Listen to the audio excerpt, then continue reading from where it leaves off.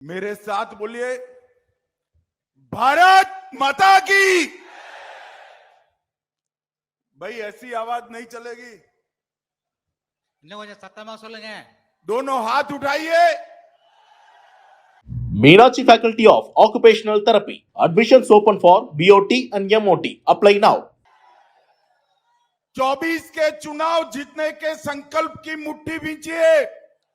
2024ஆம் ஆண்டு தேர்தலை வெற்றி பெறுவதற்கான கையை உயர்த்துங்கள்.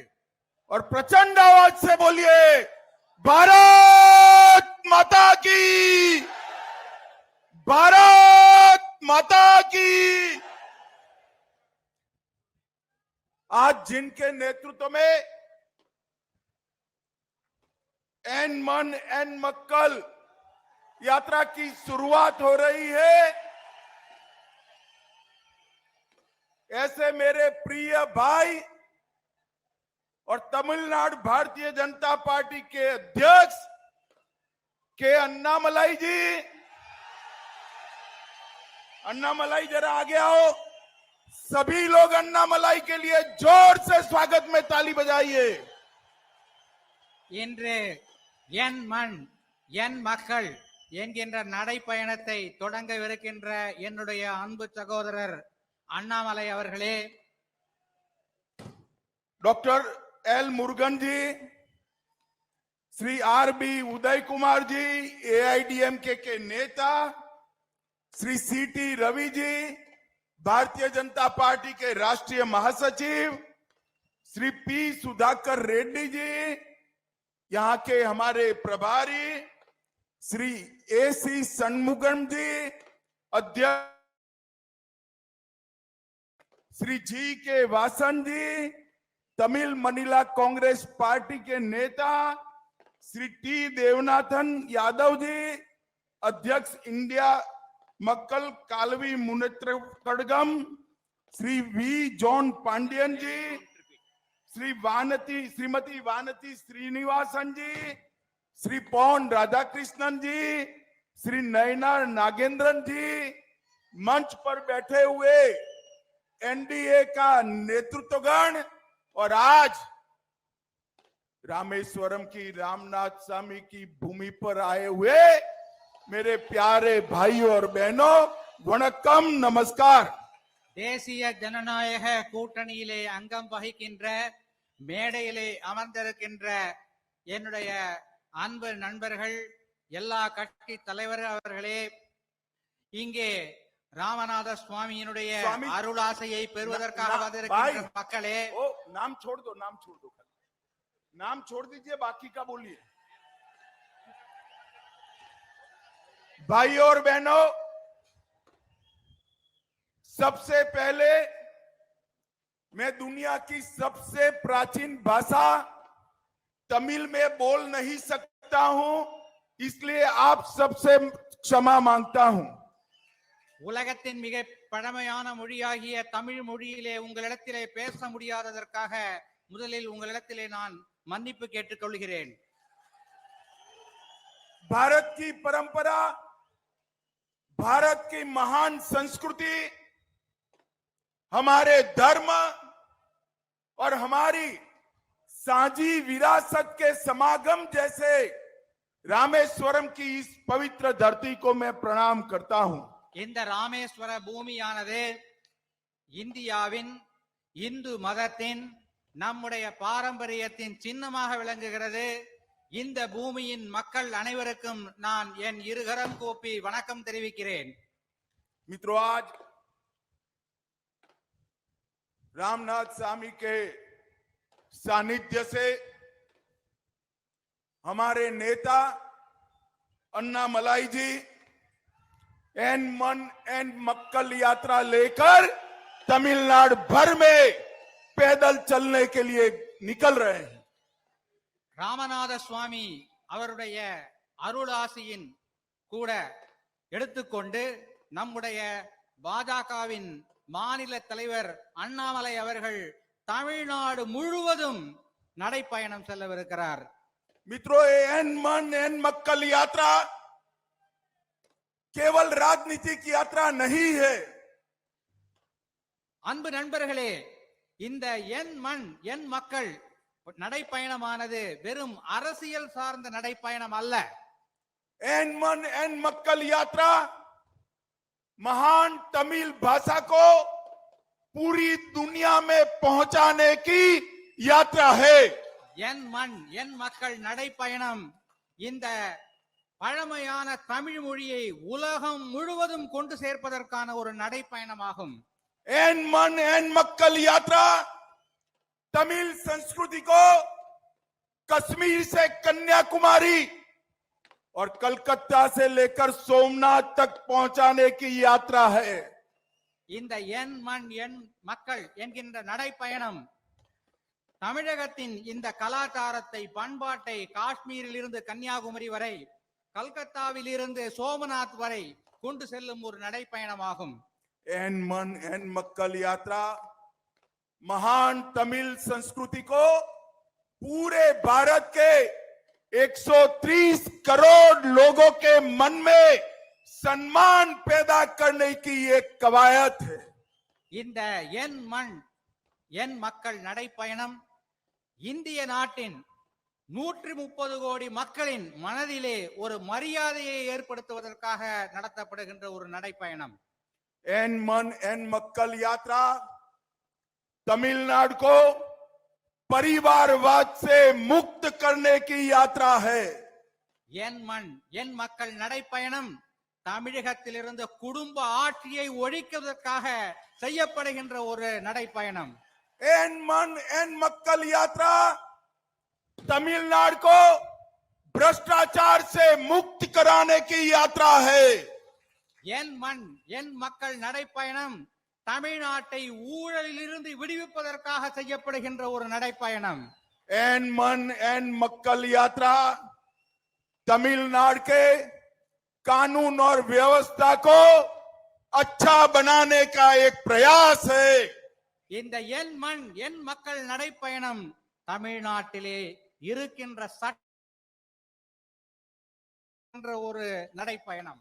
और एन मन एन मक्कल यात्रा तमिलनाडु में भ्रष्टाचार के युग की समाप्ति कर कर विकास का युग गरीब कल्याण का युग शुरू करने की यात्रा है।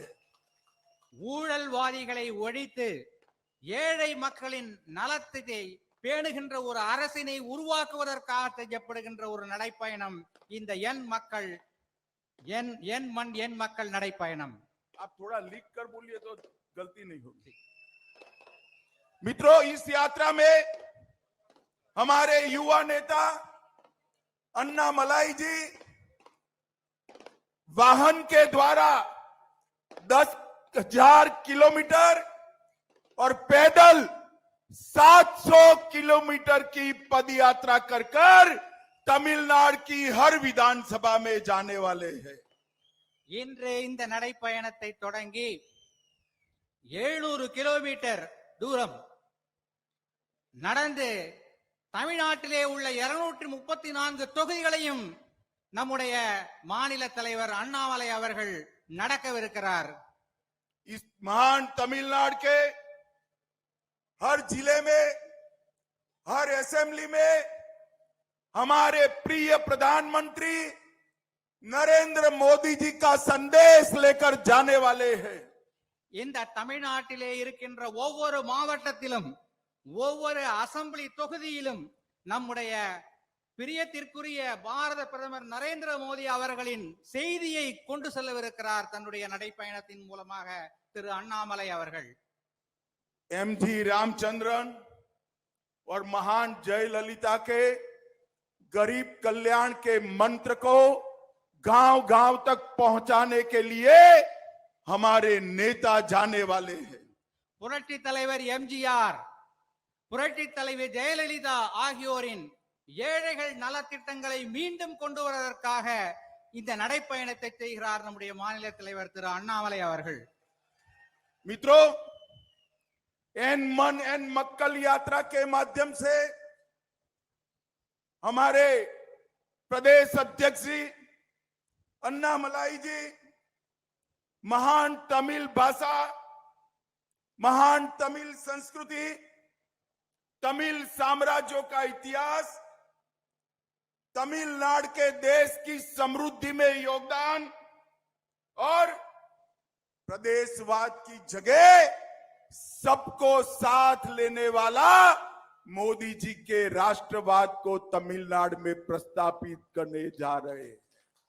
பாஜகவின் மாநில தலைவர் திரு அண்ணாமலை அவர்கள் தன்னுடைய இந்த நடைப்பயணத்தின் மூலமாக பாரம்பரியம் மிக்க தமிழ் மொழியையும் தமிழ் கலாச்சாரத்தையும் மேலும் வளப்படுத்தி நம்முடைய பிரதமர் அவர்களின் செய்தியை தமிழகத்தில் உள்ள அனைத்து மக்களிடமும் கொண்டு சேர்க்கவிருக்கிறார். मोदी जी ने हमेशा तमिल भाषा, तमिल संस्कृति और तमिल नेताओं के उद्गारों को समग्र विश्व में अनेक मंचों से दुनिया के सामने रखा है। பாரத பிரதமர் நரேந்திர மோடி அவர்கள் தமிழ் மொழியின் பழமையை, சிறப்பினை உலகத்தின் பல்வேறு மேடைகளில் சென்று முழங்கி இருக்கிறார். यूनाइटेड नेशन में सबसे पहले विश्व की सबसे पुरानी तमिल भाषा में बोलने वाले प्रधानमंत्री हमारे नरेंद्र मोदी जी है। ஐக்கிய நாடுகள் சபையிலே உலகத்திலேயே மிகவும் பழமையான மொழியாகிய தமிழ் மொழியை பற்றி பேசியது நம்முடைய பாரத பிரதமர் திரு நரேந்திர மோடி அவர்கள். यथु मऊ रेया वरुमक लीर समग्र दुनिया एक है, ये G20 का घोष वाक्य तमिलनाडु संस्कृति से है। ये समग्र विश्व के सामने यूनाइटेड नेशन की जनरल असेंबली में नरेंद्र मोदी जी ने कहा है। G20 அதனுடைய கூட்டங்கள் எல்லாம் இப்போது நாட்டிலே நடக்கிறது. அதன் முத்திரை வாசகமான யாதும் ஊரே யாவரும் கேளிர் என்ற வாசகத்தை நரேந்திர மோடி அவர்கள் ஐக்கிய நாடுகள் சபையிலே முழங்கினார். अपनी फ्रांस यात्रा के दौरान मोदी जी ने महान संत तिरुवल्लुवर की प्रतिमा के निर्माण की घोषणा की है। பாரத பிரதமர் நரேந்திர மோடி அவர்கள் திருவள்ளுவரின் சிலை நிறுவப்படும் என்பதையும் அறிவித்திருக்கிறார்கள். तमिल के साथ साथ देश के हर राज्य की भाषा को गौरव दिलाने के लिए 11 दिसंबर को राष्ट्रीय भाषा दिवस घोषित कर महान श्रद्धांजलि हमारे नरेंद्र मोदी जी ने दी है। மகாகவி பாரதியார் அவர்களின் பிறந்த தினமாக டிசம்பர் 11ஆம் நாள் இந்திய தேசிய மொழிகள் தினமாக அறிவித்து அவர் பாரத பிரதமர் நரேந்திர மோடி அவர்கள் நம்மை பெருமைப்படுத்தி இருக்கிறார். उत्तरी श्रीलंका में तमिल संस्कृति और इतिहास को संरक्षित करने के लिए प्रधानमंत्री जी ने 120 करोड़ रुपया खर्च कर जापना सांस्कृतिक केंद्र की घोषणा की है। வட இலங்கையில் தமிழ் மக்களின் பாரம்பரியத்தை காப்பதற்காக 120 கோடி ரூபாய் செலவிலே அங்கே ஒரு கலாச்சார மையத்தை பாரத பிரதமர் நரேந்திர மோடி அவர்கள் திறந்திருக்கிறார்கள். काशी तमिल संगमम और तमिल सौराष्ट्र संगमम से तमिल संस्कृति को उत्तर भारत और पश्चिम भारत में पहुंचाने का काम हमारे नेता नरेंद्र मोदी जी ने किया है। காசி தமிழ் சங்கமம் நிகழ்ச்சியின் மூலமும் சௌராஷ்டிரா தமிழ் சங்கமம் நிகழ்ச்சியின் மூலமும் தமிழின் பெருமையை வடக்கிலும் இந்தியாவின் மேற்கிலும் பரப்பியவர் நமது பாரத பிரதமர் திரு நரேந்திர மோடி அவர்கள். पपुआ न्यू गिनी गए मोदी जी, वहां उन्होंने तिरुकुरल का वहां की भाषा में भाषांतर कराकर वहां बसे हुए लोगों के लिए एक नई संस्कृति के जुड़ाव की शुरुआत की है। பாரத பிரதமர் நரேந்திர மோடி அவர்கள் பப்புவா நியூ கினியா நாட்டிற்கு சென்றார். நமது திருக்குறளை அந்த நாட்டு மொழியிலே மொழிபெயர்த்து வெளியிட்டிருக்கிறார். இதன் மூலம் அந்த நாட்டு மக்கள் ஒரு மாபெரும் பாரம்பரியத்தின் கலாச்சாரத்தை பற்றி தெரிந்து கொள்கிறார்கள். और अभी नए पार्लियामेंट के भवन के उद्घाटन में सेंगोल को स्थापित कर कर तमिल संस्कृति को पार्लियामेंट में सम्मान देने का काम हमारे नेता नरेंद्र मोदी जी ने किया है। இப்போது மிகச் சமீபத்தில் பாராளுமன்றத்தில் செங்கோலை ஸ்தாபித்ததன் மூலம் தமிழ் கலாச்சாரத்தின் தமிழ் பண்பாட்டின் பெருமையை நம்முடைய பாராளுமன்றத்தில் புதிய பாராளுமன்றத்தில் அரங்கேற்றி இருக்கிறார் நமது பாரத பிரதமர் நரேந்திர மோடி அவர்கள். मोदी जी ने इस 9 साल में जातिवाद, परिवारवाद, तुष्टीकरण और प्रदेशवाद की जगह पॉलिटिक्स ऑफ परफॉर्मेंस के पॉलिटिक्स की स्थापना की है। பாரத பிரதமர் நரேந்திர மோடி அவர்கள் கடந்த 9 ஆண்டுகளில் ஜாதிவாதம், குடும்ப ஆட்சி, ஊழல் ஆட்சி ஆகியவற்றிற்கு எதிராக தன்னுடைய பணியை முடுக்கி விட்டிருக்கிறார். मित्रों, विपक्ष का गठबंधन 10 साल तक यूपीए की सरकार चली, कांग्रेस डीएमके की सरकार चली। 10 साल में 12 लाख करोड़ से ज्यादा घपले, घोटाले, भ्रष्टाचार किया। எதிர்க்கட்சிகளின் கூட்டணி, பழைய யூபிஏ கூட்டணி 10 ஆண்டுகள் ஆட்சியிலே இருந்தது. 12,000 கோடி அளவிற்கு ஊழல் செய்திருக்கிறது.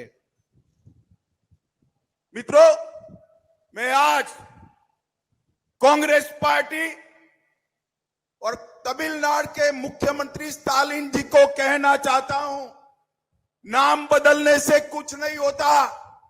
जैसे ही आप जनता के सामने जाते हो, लोगों को 2G घोटाला याद आता है। நான் இன்று ஒன்று சொல்லிக்கொள்ள விரும்புகிறேன். காங்கிரஸ் கட்சிக்கும் தமிழகத்தின் மாண்புமிகு முதலமைச்சர் மு.க. ஸ்டாலின் அவர்களுக்கும் ஒன்றை சொல்லிக்கொள்ள விரும்புகிறேன். जैसे ही आप जनता के सामने जाते हो, कॉमनवेल्थ घोटाला याद आता है।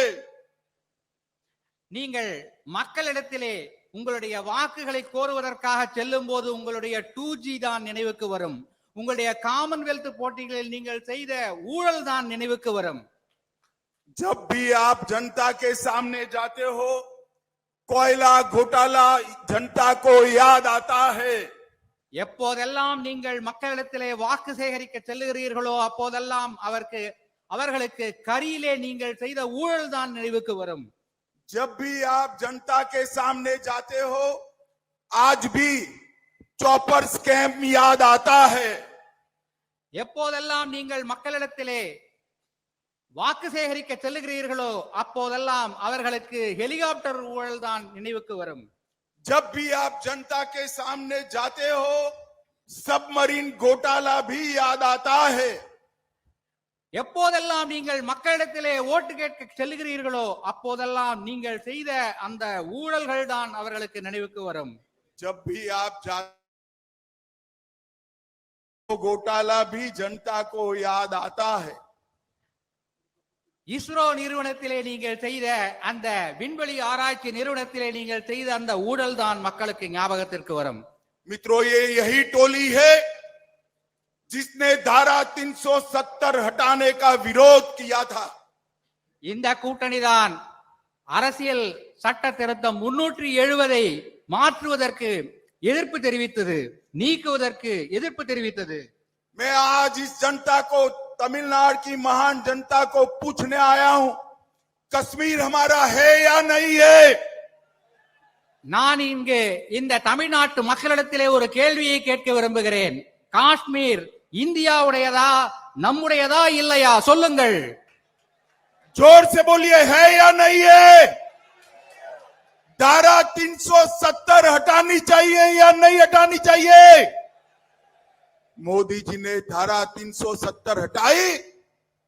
डीएमके और कांग्रेस पार्टी भारतीय जनता पार्टी का विरोध करती थी। பாரத பிரதமர் நரேந்திர மோடி அவர்கள் அந்த 370 சட்ட திருத்தம் அதனை நீக்கினார்கள். அப்போது காங்கிரசும் திராவிட முன்னேற்ற கழகமும் அதனை எதிர்த்தது. मित्रों, मुझे बताओ, देश को आतंकवाद से मुक्त करना चाहिए या नहीं करना चाहिए? நண்பர்களே, சொல்லுங்கள், நாட்டை தீவிரவாதத்திலிருந்து விடுவிக்க வேண்டுமா வேண்டாமா?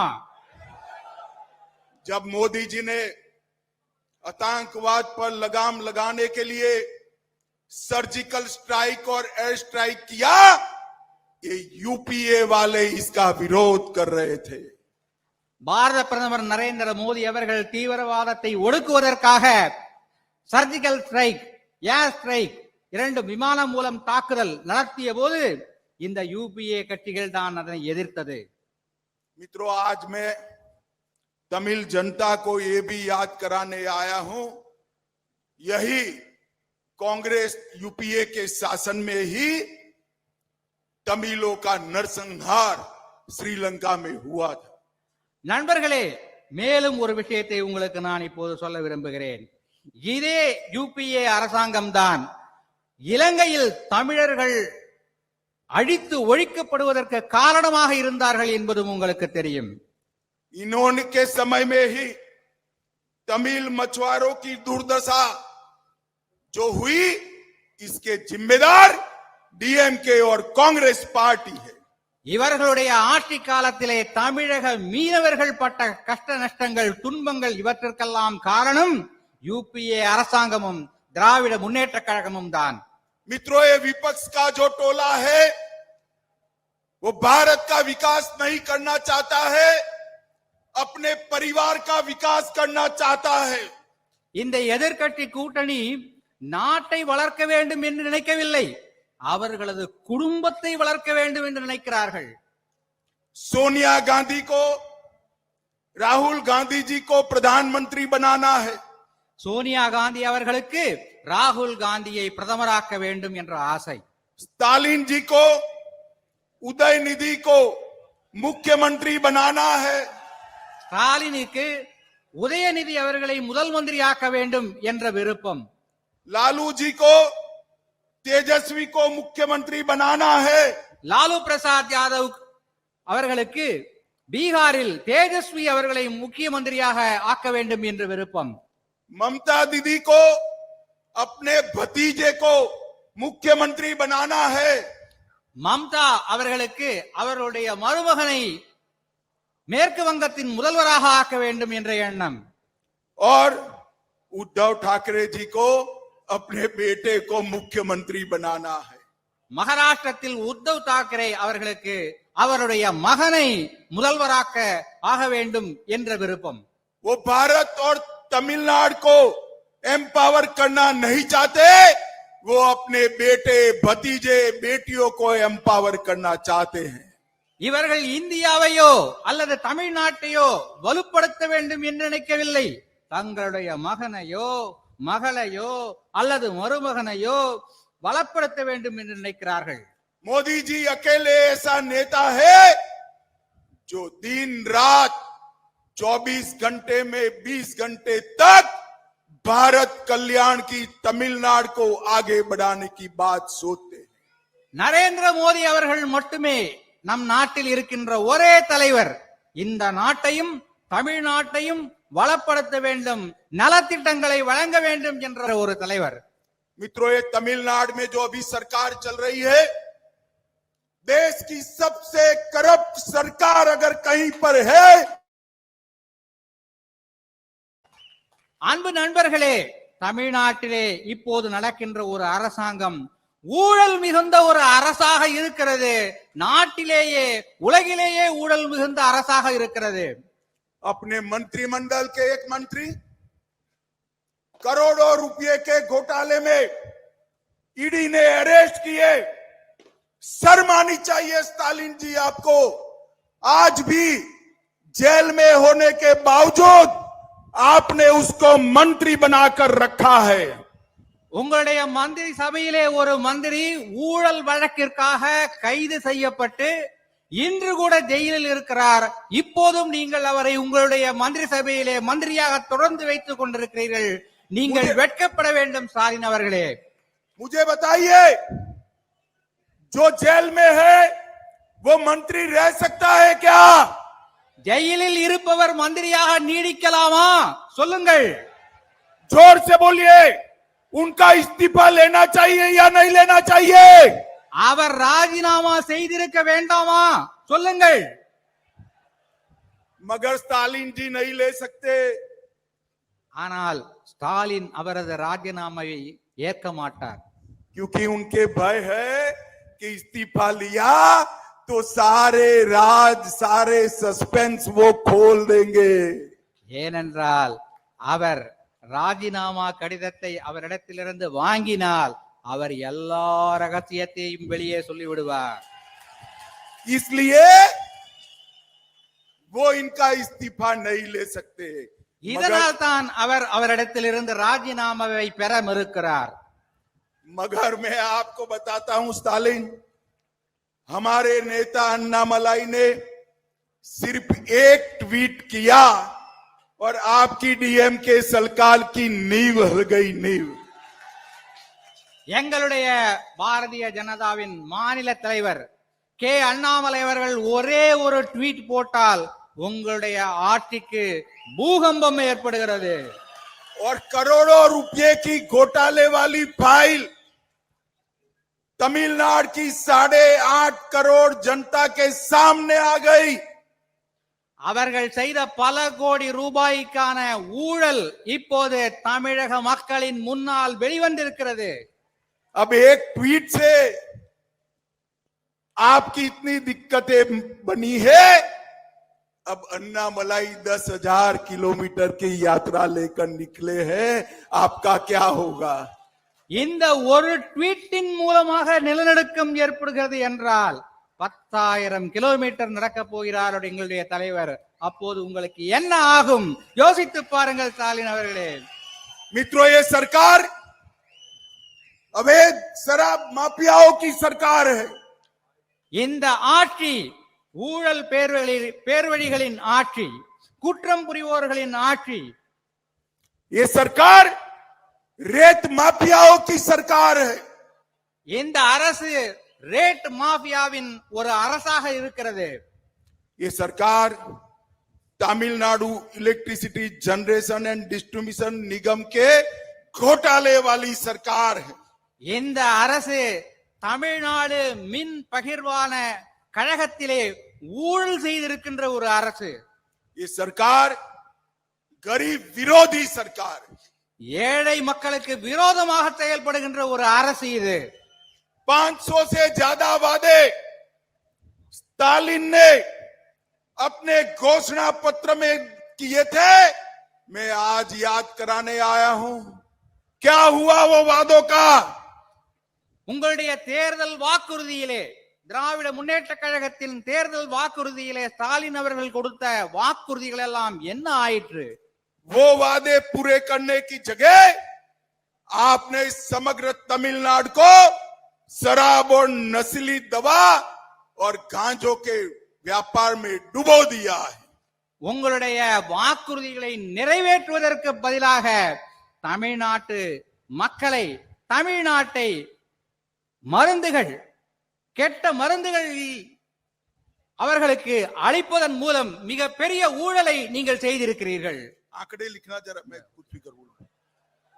मित्रों, मैं आज डीएमके और कांग्रेस के नेताओं को पूछने आया हूं, 2004 से 14 केंद्र में आपकी सरकार थी, आपने कितना रुपया तमिलनाडु के विकास के लिए दिया? நான் காங்கிரசிடமும் திராவிட முன்னேற்ற கழகத்திடமும் ஒரு கேள்வியை கேட்க விரும்புகிறேன். 10 ஆண்டுகள் நீங்கள் மத்தியிலே உங்கள் கூட்டணி ஆட்சியிலே இருந்தது. அந்த காலத்தில் தமிழகத்திற்கு நீங்கள் எத்தனை ரூபாய் நிதி ஒதுக்கிறது? இன்று உங்களுக்கு நான் அந்த கணக்கை தருகிறேன். 2004 से 14 में डिवोल्यूशन ग्रांट में आपने 9,49,000 करोड़ रुपया दिया. நீங்கள் 2004-2014 டெவல்யூஷன் கிராண்ட் என்ற அந்த வகையிலே உங்களுக்கு 9,49,000 கோடி ரூபாய் வழங்கப்பட்டிருக்கிறது. भारतीय जनता पार्टी की सरकार ने इससे 3 गुना पैसा देने का काम भारतीय जनता पार्टी ने किया. பாரதிய ஜனதா கட்சியின் அரசு இந்த தொகையை 3 மடங்கு உயர்த்தி தந்திருக்கிறது. मित्रों, ग्रांट इन एड में भी 4.5 गुना पैसा भारतीय जनता पार्टी के नेता नरेंद्र मोदी जी ने भेजा है. கிராண்ட் இன் எய்ட் என்ற வகையிலே தமிழ்நாட்டிற்கு 4.5 மடங்கு கூடுதல் நிதி ஒதுக்கப்பட்டிருக்கிறது. मुझे बताओ, ये पैसा तमिलनाडु के गांवों तक पहुंचा है क्या? இந்த தொகையெல்லாம் தமிழகத்தின் கடைக்கோடி கிராமம் வரைக்கும் சென்றிருக்கிறதா என்பதை நீங்கள் சொல்லுங்கள். पहुंचा है क्या? मित्रों, ये पैसा डीएमके के भ्रष्टाचार की भेंट चढ़ गया. இதோடு திராவிட முன்னேற்ற கழகம் ஒவ்வொரு துறையிலும் தன்னுடைய ஊழலை அதிகமாக செய்து கொண்டே வருகிறது. हमारी एनडीए सरकार ने रोडवेज में 45,000 करोड़ रुपया दिया. எங்களுடைய என்டிஏ அரசாங்கம் 45,000 கோடி ரூபாய் சாலை அபிவிருத்திக்காக தந்திருக்கிறது. चेन्नई मेट्रो के लिए 73,000 करोड़ रुपया दिया. சென்னை மெட்ரோ ரயிலுக்காக 73,000 கோடி ரூபாய் தந்திருக்கிறது. तमिलनाडु में रेलवे के लिए मेट्रो के अलावे 30,000 करोड़ रुपया दिया. மெட்ரோ ரயில் தவிர பிற ரயில்வே திட்டங்களுக்காக 34,000 கோடி ரூபாய் தந்திருக்கிறது. और 2 वंदे भारत एक्सप्रेस चेन्नई मैसूर और चेन्नई कोयम्बटूर शुरू की. 2 வந்தே பாரத் ட்ரெயின்கள் சென்னையிலிருந்து மைசூர் வரை ஒன்று, சென்னையிலிருந்து கோயம்புத்தூர் வரை ஒன்று இங்கே தொடங்கப்பட்டிருக்கிறது. पीएलआई में तमिलनाडु में इलेक्ट्रॉनिक्स मैन्युफैक्चरिंग में हजारों करोड़ का इन्वेस्टमेंट आया. डिफेंस कॉरिडोर बनाकर हजारों करोड़ रुपए का इन्वेस्टमेंट लाया और 11 मेडिकल कॉलेज नरेंद्र मोदी सरकार ने देने का काम किया है. மின்னணு சாதனங்கள் உற்பத்தியிலே 100 கோடி ரூபாய் முதலீடை கொண்டு வந்திருக்கிறது. ராணுவ தளவாடங்கள் உற்பத்தி செய்வதற்கான தொழில்துறையிலே 1000 கோடி ரூபாய் முதலீடை கொண்டு வந்திருக்கிறது. அதோடு இன்னும் பல திட்டங்களை இங்கே என்டிஏ அரசு கொண்டு வந்திருக்கிறது. 11 மருத்துவக் கல்லூரிகளையும் கொண்டு வந்திருக்கிறது. और मित्रों, गरीब कल्याण के लिए 46 लाख किसानों को हर साल 6,000 रुपीस देने का काम नरेंद्र मोदी सरकार ने किया.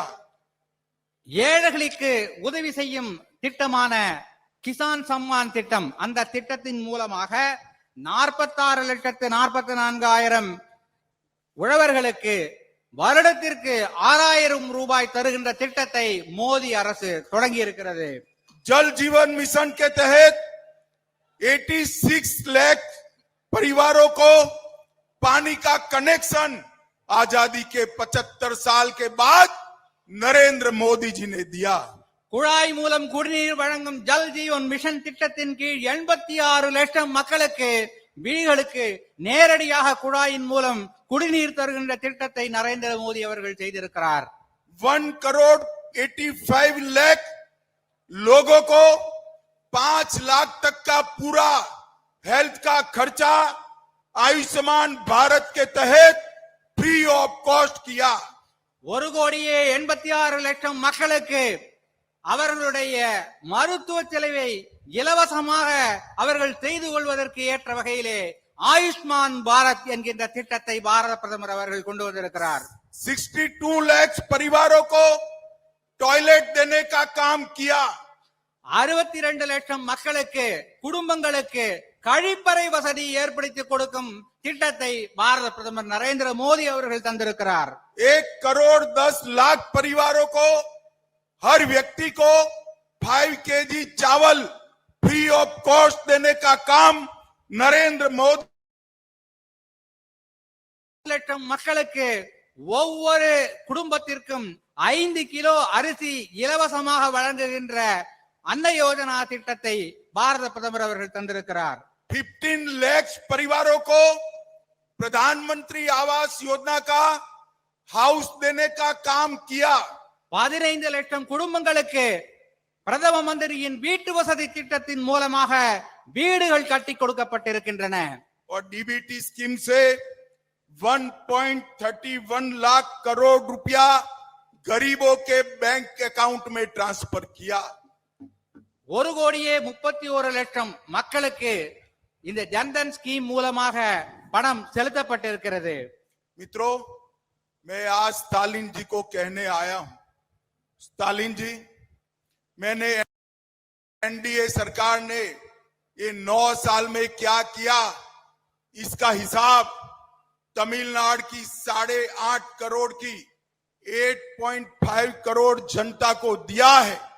आप यूपीए सरकार ने 10 साल में क्या किया था, इसका हिसाब तमिल जनता को दीजिए।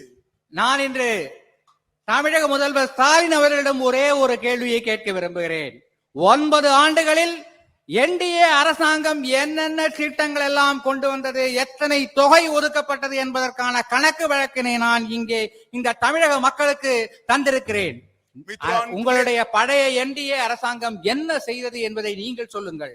मित्रों, अंत में मैं इतना ही कहना चाहता हूं, एन मन एन मक्कल यात्रा हमारे नेता प्रदेश अध्यक्ष के नेतृत्व में, अन्नामलाई के नेतृत्व में तमिल संस्कृति, तमिल गौरव का पुनः जागरण तो करेगी, परंतु साथ में तमिलनाडु और 24 में मोदी जी के नेतृत्व में दिल्ली में भी फिर से एक बार एनडीए सरकार बनाएगी। இந்த என் மண் என் மக்கள் நடைப்பயணத்தை பாரதிய ஜனதா கட்சியின் தமிழ் மாநில தலைவர் திரு கே அண்ணாமலை அவர்கள் தொடங்கி இன்னும் 168 நாட்கள் முடிக்கவிருக்கிறார். இதை முடிக்கும் போது 2024 ஆண்டு நாடாளுமன்ற தேர்தலில் வெற்றி பெற்று பிரதமர் நரேந்திர மோடி அவர்கள் மீண்டும் பிரதமர் ஆவார். தமிழகத்திலும் மாற்றம் நடக்கும்.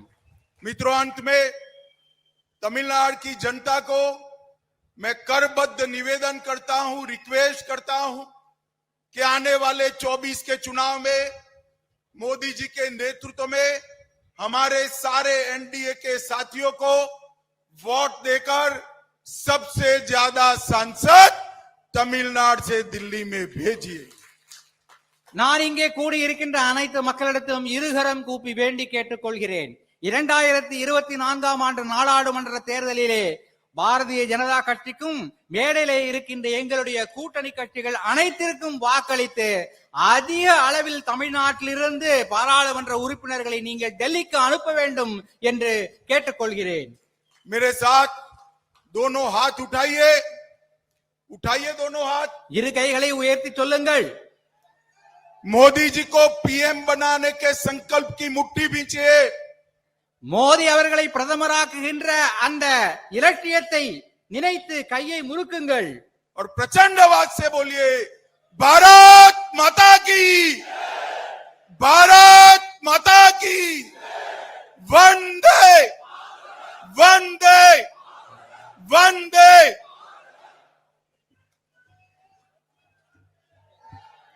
அனைவரும் தமிழகமே அவளோடு எதிர்பார்த்து கொண்டிருந்த என் மண் என் மக்கள் பயணத்தை இன்னும் சற்று நேரத்தில் போற்றுதலுக்குரிய இந்தியாவின் 2ஆம் சாணக்கியன் ஐயா அமித்ஷா அவர்கள் தொடங்கி வைக்க இருக்கிறார்.